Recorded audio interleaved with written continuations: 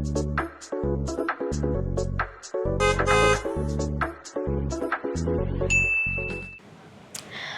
guys, this is Christine again from Mitsubishi Abad Santos Manila branch. So Happy New Year po sa ating lahat. For today's video, meron tayo ditong tatlong variants or kompleto yung lineup natin for our Destinator. So we have the Destinator GLX, GLS, and dito naman sa side, we also have here our Destinator GT, which is yung ating top of the line when it comes with our Destinator variant. Pero for today's video guys, sisimulan ko itong ating bagong taon sa review for our 2026 Destinator GLX. So itong ating Destinator GLX guys, ito yung ating base model when it comes with our Destinator lineup. Ay, simulan natin dito sa harapan ng ating unit. So when it comes with our lighting system guys, yung ating Destinator GLX, equipped siya ng LED na headlight. Pero for the base model, wala tayong fog light. Then yung kanyang front bumper garnish is naka-color black. Pakita ko lang sa inyo sandali guys yung ating ilaw. Bubuksan ko lang siya. Yeah. So hopefully guys, sa mga susunod na videos natin, ma-compare natin yung difference ng mga iba't ibang variants ng Destinator. So, ito guys, yung ilaw ng ating Destinator GLX. So, even base model, naka-LED na siya. Then, dito naman tayo sa side. Sa side, we have your 18-inch na color black na mags. So, sa mga other models or other variants, naka two-tone siya. Pero kung gusto niyo ng GLS, then gusto niyo ipa-black yung mags or ipa-black series looks, pwede namin kayo dyan i-assist. Then, for the side mirror, hindi siya equipped ng 360 camera. So, base model natin, ayan, walang 360 camera. And for the door handles, guys, naka-body color tayo. And disusi pa siya, hindi siya naka-keyless operating system. Pero meron din naman tayong remote key. For a while, guys, kuhanin ko lang. Ito yung kanyang remote key. So, pwede natin siyang i-lock and unlock using the remote. Pero unfortunately, hindi siya nagpo-fold compared with the GLS and the GT variant. So, kapag in-unlock mo, ayan. So, dito naman tayo sa loob. Ito yung loob ng ating unit sa driver side. So, plastic yung material na ginamit dito sa driver side. Controls ng side mirror natin, guys, nandito siya. And even yung ating mga windows, nandito rin siya. So, pasok tayo sa loob. Ayan. So, sa loob ng ating unit, yung upuan is high-grade fabric. So, again, ayan, pakita ko lang, puro ko so, guys. Bilangan nyo na lang kung nakakailang sawa ko. Pagdating naman sa steering wheel, we have here 3-spoke na steering wheel. Start ko lang yung unit natin. Ayan. So, yung multi-information display natin is a combination of digital and analog. Tapos, sa steering wheel, controls ng multimedia system, guys, nandito, meron pa rin voice command function and hands-free button. Wala lang siyang cruise control. Ayan. Then, for the multimedia system, ito naman siya guys. Pakita ko lang sa inyo sandali. So, for the multimedia system, ito yung kanyang multimedia system. Sorry. So, 8-inch lang siya compared with the GLS and GT na nasa 12.3 something, if I'm not mistaken. Ayan. Pero still, equipped pa rin siya ng Android Auto and Apple CarPlay.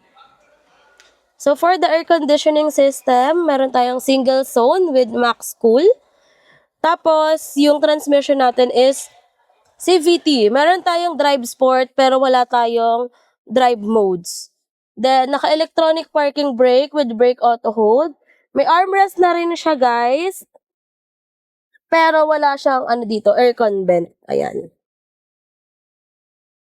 So, by the way, this Destinator is a 7-seater. So, if you are interested, guys, mag-avail ng Destinator or any other Mitsubishi variant, pwede nyo kaming i-message dito sa amin sa Mitsubishi Abad Santos. So, at the end of this video, i-share ko sa inyo kung magkano ba yung price nitong ating Destinator. Ayan, alam nyo guys, sobrang luwag ng legroom ng ating destinator of hindi pa kayo nakakakita sa personal or hindi nyo pa na-check personally, pwede po kayong mag-visit dito sa amin sa Mitsubishi Abad Santos. So just look for Christine Salazar or Joey RJ Olimba. So, or Joey Boy Palabay, guys. Subscribe na rin kayo sa kanyang YouTube channel.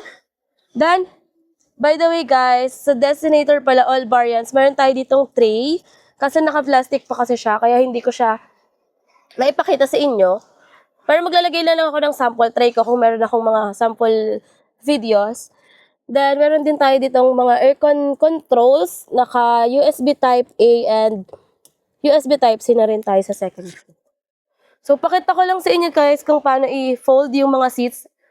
Again, ay papakita na lang ni Joey guys. So, hingi muna tayo ng help. Ayan.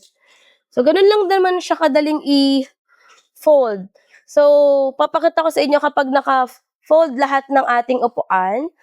So, kung meron kayong madaming bagahe, pwedeng-pwede po itong ating Destinator. Sobrang luwag niyan, guys. Ayan. If you need extra space, pwedeng-pwede po ito sa inyo. Lalo na sa mga OFW nating clients dyan, na pag umuwi ng Pilipinas, sobrang daming outings, ganyan, madaming bagahe. You might consider this unit po. Ito yung itsura niya, guys, kapag naka-fold lahat ng upuan. Ayan siya. Tapos, natatumble din yan. So, ganyan. Ayan siya. Ayan, guys. Yung ating Destinator, it retails for around 1.3 million and meron pa tayo dyang discount for in-house financing, cash payment, or even bank purchase order. So, if you are interested, pwede niyo po akong i-message or pwede namin kayong tulungan makapag-avail ng Destinator or any other Mitsubishi units na gusto nyong i-avail dito sa amin sa Mitsubishi Abad Santos. So, same with our other units, yung ating mga tools, nandito din siya located, ayan, sa side. Then, access sa spare tire, guys, nandito pa rin sa likod, same with our expander. So, ayan, close lang natin. So, there you have it, guys. If you are interested makapag-avail ng ating Destinator GLX, pwedeng-pwede nyo po akong i-message through my social media accounts, guys. I forgot to mention, ito nga pala yung likod ng ating unit. Ayan siya. Meron siyang Destinator na emblem dito sa side. So, yung Destinator, kapag nasa side, GLX siya. Kasi sa GLS, nakakalat siya. Ayan, may spacing. May spacing and mas malaki yung space na sakop niya. So again guys, this one is GLX, this one is GLS, and ito naman yung ating GT variant. So guys, kung gusto niyo makapanood ng comparison video ng tatlong units na to, please drop by sa YouTube channel ni Joey dahil meron siyang i-upload na review nitong ating tatlong unit, guys. Imagine, review niya GLX, GLS, GT. So, para lang yan sa inyo, para makapag-decide kayo kung ano ba yung perfect unit or best unit fit for your needs and your budget. So, ayun lang, guys. Again, this is Christine Salazar Olimba from Mitsubishi Abad Santos, Manila. If you are interested, mag-avail sa amin ng any Mitsubishi units. We have Expander, Mirage G4, Montero L300, Triton, X-Force, and Destinator. Feel free to message us directly through our social media accounts or sa aking Facebook, Messenger. Follow niyo na rin ako guys, aking TikTok account. And yung contact number ko, 0933-561-5981. Available po yan through Viber, WhatsApp, and Voteam. So, napakadali lang mag-apply guys dito sa amin sa Mitsubishi Abad Santos. You only need 2 basic requirements. That's 2 valid government IDs and proof of income.